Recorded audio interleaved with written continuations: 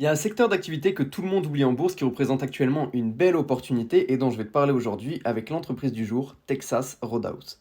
Pour commencer sur un beau chiffre, sur les 10 dernières années, Texas Roadhouse a la même performance quasiment que Visa, SAP et American Express que vous connaissez tous. Cette performance sur 10 ans est de plus 411% et ça s'explique. Et oui, sur 10 ans, la croissance annualisée est de 11% par an pour le chiffre d'affaires, 13,5% pour le bénéfice opérationnel et 16% pour le bénéfice net. Pour ce qui est du BNA, le bénéfice net par action, on est sur du 16,7% annualisé, et pour les free cash flow par action, on est à plus 22,6% annualisé également.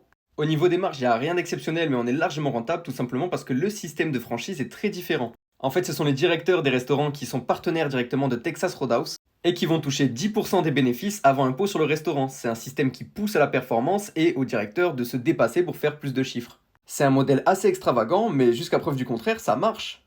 Puisque vous l'avez bien vu avec les chiffres précédents, c'est le cas. Bref, cette entreprise intéresse aussi par son dividende qui est croissant. Le rendement au cours actuel n'est que de 1,7%, mais celui-ci augmente de 15% par an. Quand je dis celui-ci, c'est le dividende. 15% de dividende en plus par an sur les 5 dernières années, c'est une très bonne moyenne. Le tout en ayant un ratio de distribution des bénéfices d'uniquement 37%, ce qui est assez faible. Ça laisse de la marge pour investir et pour faire des programmes de rachat d'actions.